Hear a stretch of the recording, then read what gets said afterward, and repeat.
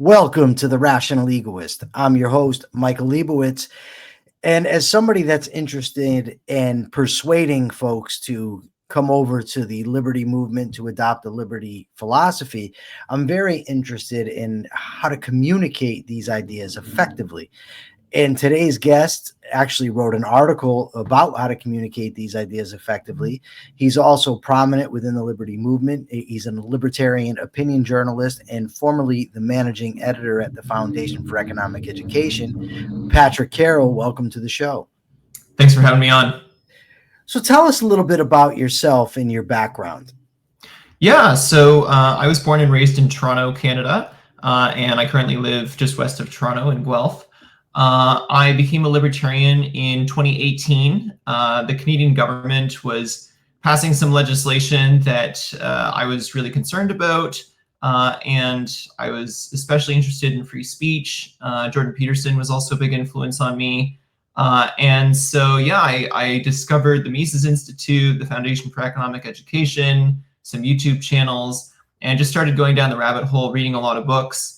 And I joined FEE on the editorial team in 2020, and I worked there for a few years, eventually becoming managing editor. And now I'm doing freelance journalism in the liberty movement, so writing for various organizations. I'm a huge proponent of Austrian economics and really of Leonard Reed's methodology of spreading the liberty message through just being congenial, but also being really well educated on political philosophy and economics and these topics so that we can weigh into the various debates that are going on from an informed perspective. Larkin Rose has been another big influence in that regard. So yeah, it's been a really fun journey. I read a ton of books in the libertarian sphere. I've gone to different conferences and events and stuff.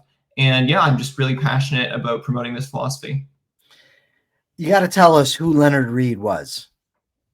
Yeah, so Leonard Reed, most people will know him as the guy who wrote I, Pencil, right? So I, Pencil is that famous essay where he talks about, like, no one actually knows how to make a pencil, because when you think about all the thousands of people that are involved in all the different processes, it's actually impossible, and it's kind of a miracle of the free market.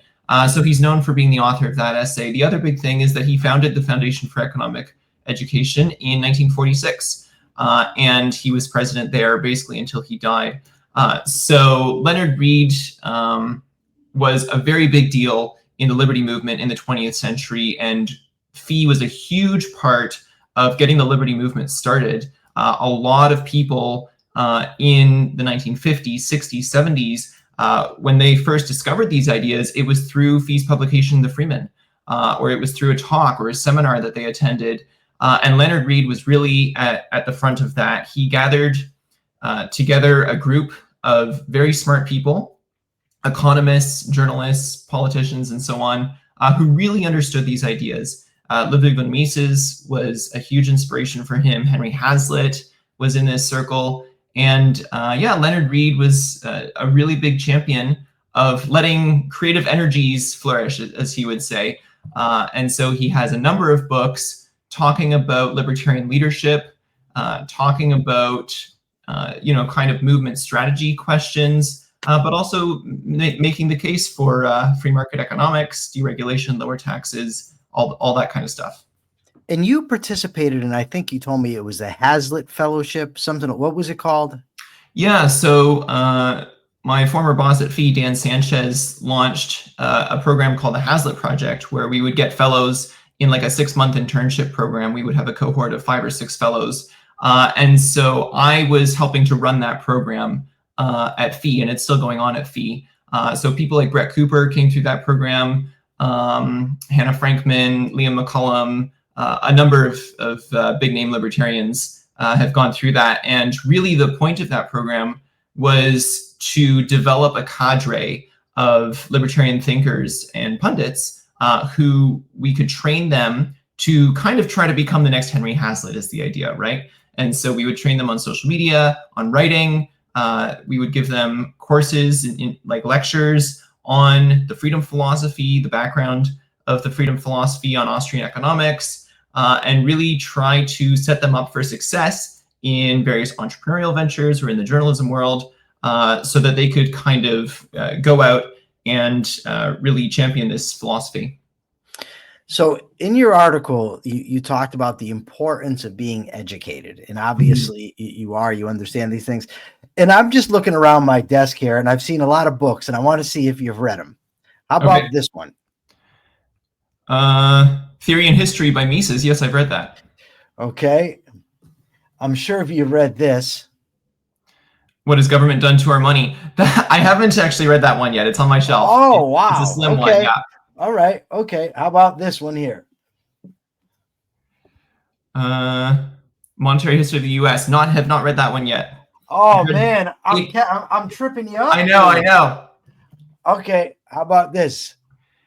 History of Money and Banking in the U.S. Nope. Money and banking isn't really my specialty focus. Okay. And how about this guy? Economics and Public Welfare. No, not yet. These are all great books. I highly recommend I'm sure they are to you and everyone else. Yeah. The Foundation for Economic Education actually has a very special place in my heart. I've been wanting to get you on for a while, but I couldn't find you. And then I just happened to accidentally run into you at PorcFest. Yeah. But the Foundation for Economic Education, I got their address. I had the book, The Law by Frederick Bastiat. And on the inside, they had the address for this place in Irvington-on-Hudson, New York. So I wrote to them. I was in prison at the time. And I wrote to them and said, can you send me, materials, whatever? And they gave me a free 1-year subscription to Ideas on Liberty, which was formerly the Freeman. And I think it then became the Freeman again. But from that, I got to laissez-faire books, von Mises, Ayn Rand, Hayek, everything that I could possibly want to be educated. So they have a very special place in my heart. But if I had to say the people that have had the most impact on me, I would have to say it was Ayn Rand and Ludwig von Mises within the broader liberty movement. Give me 3 thinkers that have had the biggest impact on you and why. Yeah. Obviously it's hard to narrow it down. There's so many. It is. Murray Rothbard would have to be the first. I've read a ton of Rothbard books, and I just really appreciate his logical kind of approach to economic and political philosophy topics. I think For a New Liberty is a really great introduction to the philosophy as a whole. So definitely I've learned a lot of just my understanding of Austrian economics from Rothbard, and also other things. Like he has great essays on libertarian legal theory and kind of answering some of the harder questions about how do property rights work and all of that. So I've really appreciated his insights on that front. Mises, I would say, has been another big influence. I love his logical approach. I love how he's always trying to respect the other side's position. So he'll say things like, well, let's assume the best of intentions on the part of the bureaucrats. Even if they're like saints, they couldn't do what they set out to do, and here's why, right? And so he would always try to, steelman the other side's position, which I really respected. And I think both Rothbard and Mises, another thing I really admire about them is their erudition. They're just so well read. They understand history, philosophy, the history of ideas, and they're able to weigh in on the debates really intelligently, and that has always really impressed me. If I had to go with a third one, I guess Bastiat, The Law, That Which Is Seen and That Which Is Unseen, which was influential on Henry Hazlitt's Economics in One Lesson. Hazlitt might be up there as well. But what I love about Bastiat is his satire, right? You think about his different sophisms, the Candlemakers petition, and he's almost mocking protectionists in that case, and he's doing a reductio ad absurdum, right? He's taking their arguments to their ridiculous logical conclusions, and I've always appreciated how he can kind of make it humorous and have fun with these ideas, and I think that's a huge part of how we can be almost charming, is to be able to have fun and laugh at ourselves and laugh at the debate, and I think Bastiat's a really good model for that. So for those who were listening or watching that don't know what the Candlemakers petition was, what were they petitioning for? Yeah, so to set the context, so Bastiat wrote this parable to kind of ridicule protectionists. And so the parable goes as follows. There were a whole bunch of candlemakers in a town, and they got together and they had this brilliant idea that they would lobby the town council or whatever to force everyone to block out the sun as much as possible. So during the day, they would have to shutter their windows, they'd have to draw their blinds, they would have to put up blackout curtains and stuff like this. And the reason was that this would stimulate the candle making industry, because now there'd be more demand for light. And the reasoning is, oh, well, the more we block out this free good of sunlight, that's competing with us and undercutting us, because it's free. People are just making use of all this free light from the outside coming in. If we just blocked that out, then it would stimulate the candle making industry. Wouldn't that be such a great thing for our economy? And then Bastiat has the candle makers say, well, I'm sure you're going to respond, what a ridiculous idea, blocking out a free gift. But that's exactly the logic that you protectionists use when you say that we should put a tariff on imports. And so it's a classic parable where Bastiat is just saying, by your own logic, we should also be blocking out the sun as much as possible to stimulate the candle industry. Obviously, that's absurd. And then Bastiat goes on to say, for the exact same reason, it's obviously absurd to do protectionism and not have free trade. So that's the Candlemakers petition. Highly recommend Bastiat, by the way. Phenomenal. For decades, I pronounced his name Bastiat. I just assumed it was French, so you silence something at the end. But evidently, no, it's actually Bastiat. Now, you're in the communication business. I mean, the Foundation for Economic Education, it's all about educating people for liberty. Why, in your view, is communication so vital? Not just, the fact that obviously you tell people that you're communicating, but I mean, why is it so important that we communicate effectively? Yeah, so this goes back to really a fundamental insight about what determines political outcomes, right? So I'm interested in establishing a libertarian society, which means I'm interested in, getting to this political outcome. And so then the question is, what determines how societies are governed? What determines the political structure of a society? And Mises has some really interesting insights on this, going back to David Hume and Etienne de la Boétie. De la Boétie on Discourse on Voluntary Servitude is the work. Hume, I think it's on the first principles of government. And then Mises, actually in the book you just held up, Theory and History, Mises mentions this, as well as in Human Action in a section called Might. And then Rothbard later draws on this. And the insight that Mises spells out is that really all governments are supported by popular opinion, specifically by majority opinion, and not just democracies, dictatorships too. There's no such thing as a long-lasting, unpopular government. There's kind of an inherent instability where the majority will eventually always get its way, either by throwing out the current leaders and replacing them with people of their own, or by making the current leaders bend to their will enough that the majority will allow them to stay in power. And so there's kind of this really interesting fundamental analysis of how power works that says that it is the opinions of the majority that determines political outcomes.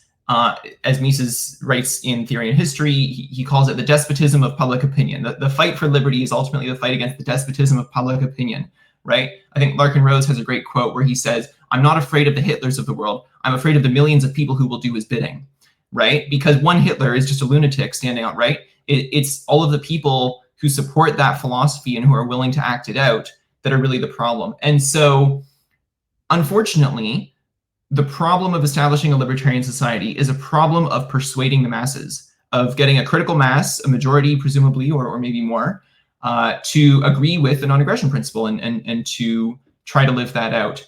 And so really, I argue that libertarian victory is not just a problem of understanding economics, because we have an understanding of economics. Mises, kind of solved a lot of economics. In many ways, we have the right understanding, and yet we don't have liberty. Well, why is that? Well, because we haven't persuaded the masses. And so Mises said in Human Action, there are two things that are required to establish a libertarian society effectively. He said, one is having brilliant people figure out the correct social and economic doctrines, which I would say we've effectively done. And 2 is then persuading the masses. And so that's the second part that we're stuck on. And that's why communication is so important to me, because achieving libertarian victory is a matter of persuading the masses. And the way you persuade the masses is communication. And so why is communication so important to me? It's because to me, that is the thing that stands in the way of a free society and all of the prosperity and liberty that would come with that. And so I think that as libertarians, we need to be studying economics, yes. We need to be studying political philosophy, history, jurisprudence, all of these fields. But in addition to that, we need to be students of persuasion. We need to actually study how we change other people's minds. How do people form their opinions? How can we influence other people's opinions? Because ultimately, that's the one thing that's standing in the way right now from us in a free society. You know, a couple of things. Mises's point about the majority ultimately get their way. I for the most part, agree with it. I think that a very impassioned minority can also get their way if everybody, you know, if the bulk of the population is apathetic. But I do think that he's very much on the, I don't know if track is the word I'm looking for, but the principle he's invoking, I think, is a strong one. You know, in my debates with Michael Huemer, Walter Block, David Friedman, on anarchy, because they point out to me, rightfully so, that the type of minarchist, what they would call minarchist society that I envision has never existed, that they've tried and failed. And my point always back to them, look, whatever society we end up with, whether it's an ANCAP society or a minarchist society, we're going to have to convince the majority of the people, because if we can't convince them, then it's irrelevant. And a problem that I have is with my communication style is I'm very much like a Mises or an Ayn Rand. And Milton Friedman, I don't mean intellectually, I mean in communication style. Milton Friedman famously said that they were very intolerant and very impatient with people. And I tend to suffer from that. I would be the guy like Mises at the Mount Pelerin Society telling them they're all socialists. Right. Because I would just become annoyed. But ultimately, telling people how dumb they are or how wrong they are isn't going to bring them over. So what are the strategies and the tactics of effective communication so that we can show people how right Mises is about economics or how right Bastiat was about natural rights? What are some elevator pitch strategies that we can employ in order to effectively communicate these ideas? Yeah, that's a great question. And that's where I really look to Leonard Reed, because he was famous for this. So there's a great story where, Leonard Reed would get a lot of letters, and he responded to them. And sometimes he responded to them at length. And he was very famous for, like, if you wrote to Fee, you would actually get a handwritten response from Leonard Reed himself, which was very cool, especially back in the early days. And so there was this one individual who was more left-leaning and wrote kind of a criticism of a Fee article or whatever that he had stumbled upon. And it was very, vicious and unkind in its words toward Fee. And so Leonard Reed got this letter and he said, you know what, I want to respond, but I'm not going to respond with an equal antagonism and viciousness. I'm going to be very kind and charitable, right? And so Leonard Reed wrote this very nice letter that said, I hear your concerns. Here's how I see things. And just like his usual charm and wit and congeniality. And he sent it back, and the leftist who had sent the original letter in to Fee was just devastated. He's like, oh my goodness, I'm so sorry. I didn't realize you're actually a really decent guy. I'm so sorry I was so visceral to you. And they had a really good back and forth. Long story short, that guy ended up converting, so to speak. He ended up becoming a libertarian and adopting the philosophy that Leonard Reed was espousing, specifically because Leonard Reed went out of his way to be kind and charitable and congenial. And so I think that's a huge factor. Robert Cialdini has this great book on influence, and he talks about like 6 different methods for influencing people. And one method is just liking. And so the idea is if people like you, they will be more influenced by you. And Leonard Reed, I think, really exemplified that throughout his life. He was just a likable guy because he tried. It was a very intentional, conscious effort to say, I'm not going to call people names. I'm not going to be antagonistic. I'm not going to tell people they're dumb, because that's, even if it's true, and it is true in a lot of cases, is not helpful. It's not going to get you anywhere, you know? And so just being likable is a huge strategy. Another huge strategy, which Cialdini mentions, is being considered an authority, right? So if you regard someone as an authority on a certain subject, you're more likely to be influenced by them, right? And so another strategy for being an effective communicator is just really knowing your stuff. And a lot of that's just doing your homework, reading a lot of books, writing, because writing can really help solidify your knowledge. When you have to synthesize ideas and put them in your own words, that's a great strategy for developing understanding in yourself. And when people see that you're doing that, then they're going to be attracted to you. Leonard Reed talks about 3 levels of libertarian leadership. And he says the first level is just being principled yourself and not having any deviation, and that you can be a good example for others. And then the second level is, attracting a small group of people who are just attracted by your example. It's not that you're going to them and telling them that they have to agree with you or understand these ideas. It's that they just admire the fact that you're on this learning journey, and they can see that, and you're kind of working these ideas out for yourself, and they're attracted to that, and they come to you and they say, I want your perspective because I value your perspective, because you're obviously someone who thinks deeply about these things, even if I don't agree. And then the third level is when people even outside of your circle of friends seek you out as a mentor and a teacher.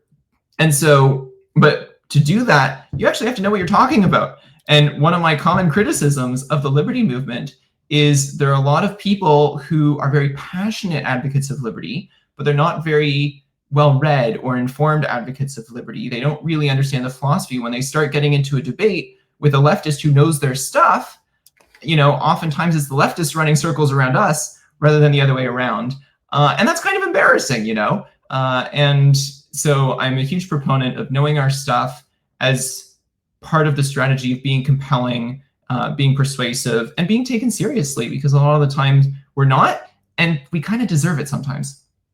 When I was getting laissez-faire book catalogs, they would come, I think, every month we'd get a new catalog, and there was just such an abundance of books in there, economics, political philosophy, regular philosophy, but that's gone now as far as the catalog goes, but where can people get the stuff to read? I mean, I know we can go order books. I can order Human Action on Amazon, or I can get it, even the PDF is available online. So is Man, Economy, and State. But what if I haven't heard of these books? As I used to, I would hear of them in my laissez-faire book catalog or in the monthly Ideas on Liberty. Where now are people going to hear about these great books, and where can they even find them? Yeah, so a lot of how I hear about books is just reading articles and consuming podcasts and stuff, and then people will say, hey, by the way, I'm drawing on the ideas in this book, So if I'm writing on an article, I might cite Henry Hazlitt's Economics in One Lesson and say, oh, go learn about that more. Or, there's a whole bunch of different thinkers, right? Milton Friedman's Capitalism and Freedom. I might be making a point with a quote from his book in one of my articles, and then if people read that article, they can go discover that book and then go read it. So just consuming articles, social media, podcasts, and so on, I think is a good way to learn about the books that are out there in the first place. And then in terms of actually accessing them, the Mises Institute has a massive library of books. FEE also has a ton of ebooks. I think it's fee.org/ebooks. There's like dozens of full books that you can get free PDFs online to read. The Online Library of Liberty by Liberty Fund is another really good resource. They have lots of material, especially like Bastiat and all of the older thinkers. And then honestly, your local library. I'm really fortunate. I have a university right down the street from me. And so I go to the university library, and of course they've got shelves upon shelves upon shelves of economics, political philosophy, including some Austrian economics. I've seen Walter Block in there. I've seen Roy Cordato and obviously Milton Friedman and Hayek and Mises are all in there. So if you go to your local library, especially a larger library, you'll be surprised the kinds of libertarian books that can be found there. So there's definitely ways. In 2025, we have the internet. We have a lot of ways to go find these books if you're willing to go out and look for them. You mentioned Walter Block, and just as an aside, I'm not an anarchist, I'm not an ANCAP, but two of the nicest people that I've ever come across in my life are Sheldon Richman and Walter Block. These guys are just such nice guys, and very bright guys too, principled, and I would highly recommend either one of them. Even if you disagree with them, it's worth the read. But that's just an aside. You're what, 29 years old? Yep. So you're young, and I'm guessing you're communicating with young people. Are young people receptive to these ideas? How do they receive the message of liberty when you convey it to them? Yeah, it's a good question. I think it really depends on the person. I find there's kind of two kinds of people in my generation. There's people who are curious and open-minded and interested in ideas. And there's people who just don't care and just want to live their lives and do their own thing. The people who are curious and open-minded, I think, are definitely receptive. I think they are still suspicious because they haven't heard a good case made for the freedom philosophy. And I think they're right to be suspicious because a lot of the time the proponents of the freedom philosophy have not been very good at making the case for it, right? But I think among those who are open-minded and curious and a little bit more intellectually minded, there is definitely an openness to there's something about free markets that's really good and we should probably take that seriously. So I think there's definitely an opportunity with that cohort. However, I think that's the minority. I think the majority are still just not really interested in exploring economic ideas or political philosophy ideas in any depth. I think there's still a huge cohort of committed progressives who, are interested in protecting the environment and minimum wage and unions and the whole thing. And those people are, in my experience, really hard to reach. And that's a pretty sizable cohort, unfortunately. Okay, so that has to do with people receiving the message. But people under 30, excluding yourself, who are some of the better communicators of liberty values, of capitalism? Yeah, there's a lot of them, including many people I've had the privilege of working with at FEE. Brad Palumbo, Brett Cooper, Hannah Frankman, Liam McCullum, Saul Zimmett. These are all individuals, mostly in their 20s, who are promoting liberty in their own ways, sometimes through content creation, sometimes through entrepreneurial ventures. I definitely recommend checking them out. There's a number of others. Honestly, if you just look at who's writing for FEE and Mises and the Libertarian Institute and some of these other places, there's a lot of really inspiring young writers in terms of Austrian economics, right? There's a lot of people writing for the Mises Institute who are younger and who show a lot of promise. So definitely some cool people out there. You didn't mention our mutual friend, Liquid Zulu. Oh, yeah. Yeah, he, again, I've debated him numerous times, but, look, this guy's 23 years old, might be 24 by now.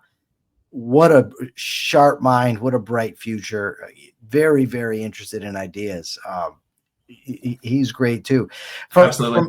For my audience, there's a good chance that a lot of the people that you mentioned will be a turnoff because of their stand on Israel. Why do you think that Israel is such a contentious thing? Like I mentioned two guys, Sheldon Richman, Walter Block. Walter Block has been a proponent of Israel, where Sheldon Richman is very, very critical of Israel.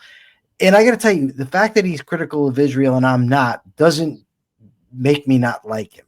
Right? That's not the issue that's going to turn me against somebody. But for a lot of people, it is. Why do you think that's the case? If you've even thought about it, if you haven't, that's fine too. Yeah, no, I definitely have a bit. Obviously, it's been in the public consciousness a lot recently.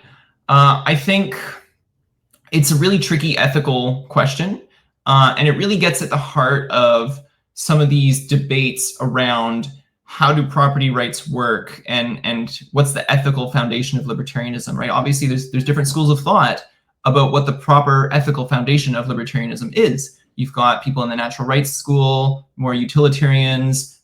You've got people coming from a more theological perspective, like a Christian perspective. And they all end up at, hey, we should live and let live. But they start from different places. And sometimes, often, starting from different places doesn't cause problems, because we can still agree that the minimum wage is a bad policy and that taxes are too high and stuff like that.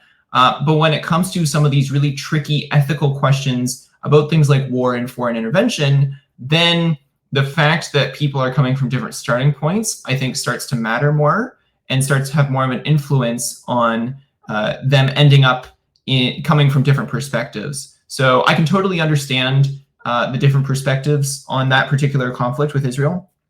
And I can see how, depending on how someone has their libertarian foundations, they would end up at a different point. And so for me, I think the main point of contention there is this question of kind of a consequentialism versus a deontological approach. So one approach to libertarianism that would kind of be the liquid Zulu approach is to say aggression is always wrong no matter what.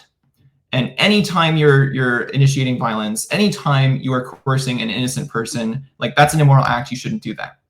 Another school of thought says, I'm also interested in liberty, but I understand that sometimes we need to violate liberty in a few, unfortunate circumstances for the greater good, to have more liberty in the future on a larger scale. And so people would make the argument that, yes, like, technically this is a coercive act, but the goal of this coercive act is to reduce coercive acts in general, and to create a society that is more rights respecting. And so this action will lead to more libertarianism in the world, or more respect for rights in the world. Even though it's a coercive action, it's justified because the end is liberty. And the point of this action is to create a freer world.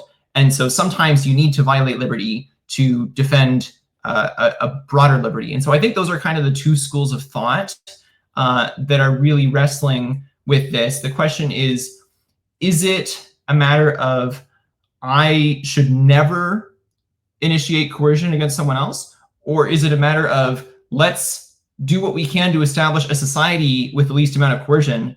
And if that means violating liberty in a few exceptional circumstances for the greater good, then so be it, because at least we're establishing libertarianism. Because on the flip side, if you say, well, I'm never going to initiate force, well, the result of living that out might be a very statist society.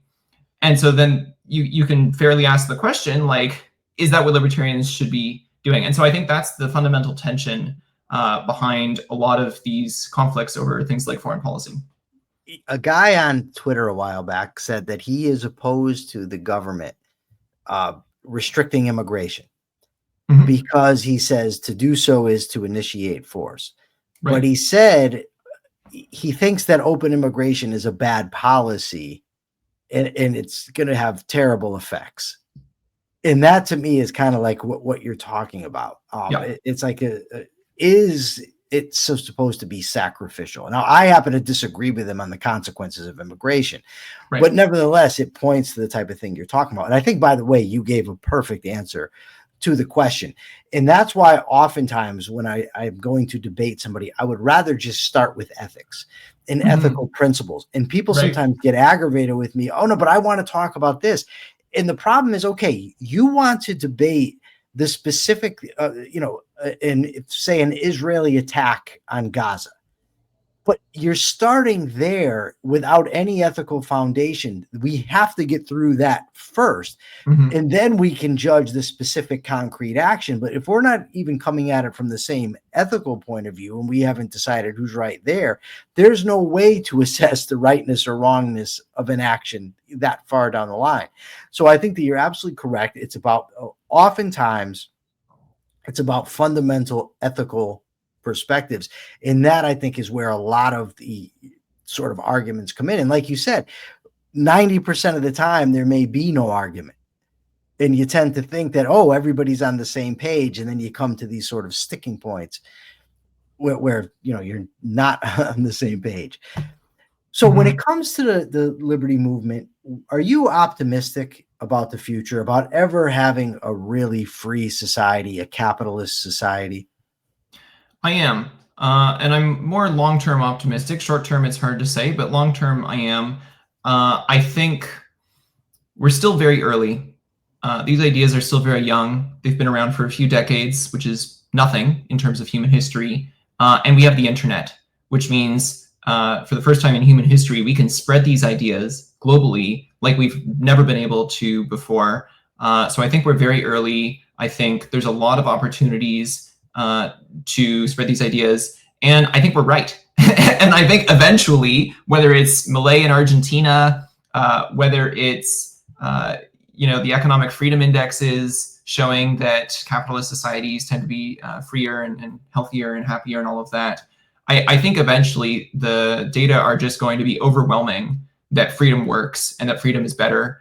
I think that people are either going to wake up themselves and understand that, or they're going to be forced to by the sheer facts are just going to be so undeniable at a certain point, and the arguments are going to be so ironclad that I think it will be impossible for any serious thinkers to still maintain that statism is a preferable option. That could still be decades away, but I'm convinced we have the better ideas, and I'm convinced that the better ideas eventually win out because they just work. And when things work, they tend to persuade in the long run, even if they don't in the short run. There's a lot of people who are awfully stubborn. I think it's so self-evident now. It was self-evident 30 years ago that free market capitalism was a superior system, and yet people still don't get it. But people are starting to get it. In a lot of ways, the liberty movement is further along now than we've ever been. We have Javier Milei is the president of Argentina. When before in the history of the world could we say that a principled, well-studied libertarian, would be the head of a major country? People like Dave Smith, I understand that he has some controversial perspectives, but he's a big-name libertarian who is getting the libertarian philosophy out there to a lot of people for the first time because he's got a huge podcast and because he's being invited on all these shows. And there's a lot of other names. People like Thomas Massie and Senator Rand Paul, in Congress. And so I think there's a lot of reason for optimism. We're just getting started. We're still early, and we have the better ideas. And so it's only a matter of time, I think. I was going back and forth in my head whether to ask this next question, and then you brought up Dave Smith, and now I have to ask it. Sure. Doesn't the internet it's like a double-edged sword? Because you're absolutely right. There's never been a time in history when you can reach more people. I mean, you could put a tweet out and have it go viral, and the next thing you know, thousands upon thousands of people are watching it or, reading it. Mm-hmm. But let me just give you a little background. I called myself a libertarian for over 20 years, probably 23 years. I called myself a libertarian. And what got me to stop calling myself a libertarian, my views haven't changed at all. It was just from the internet, I was able to see, and at the time I was the spokesperson for the Libertarian Party of Connecticut. But I saw so many people that called themselves libertarians posting things that I just found grotesque. The Libertarian Party in New Hampshire, of course, I mean, many people say they're just an outlier. Nevertheless, they carry the banner Libertarian Party of New Hampshire. Mm-hmm. There was the Mises Caucus in Alabama put out a post praising the Unabomber. And I'm just like, no way I can be a part of this. I dropped the moniker of libertarian. I hope moniker is the right word, but I stopped describing myself that way. And when I think of somebody like Dave Smith, I get it. He has a large audience, but he calls Tucker Carlson a hero. He's very praiseworthy of Candace Owens. It seems to me that there's a very big risk, and I don't know for certain it's happened to him, but I'm skeptical, and I think it probably has, of audience capture, right? Whereas you start off going one way, but you realize that you can get a bigger audience by catering to the ideas of a Tucker Carlson, which Tucker Carlson, in my view, is just a mountebank. He's an obvious grifter. I don't know how people don't see it. So when I see that, I say, well, are the principles of liberty really being promoted when they're getting mixed up with conspiratorial stuff, with people like Tucker Carlson, populism? That's not the libertarianism that I came up studying. That's not Bastiat. That's not Hazlitt. That's not Mises. I'm by no means a Rothbardian, but I guess it would be closest to Rothbard because he had this idea of working with people across a broad spectrum if you agreed on the issue. But certainly ideologically, it's not Rothbard.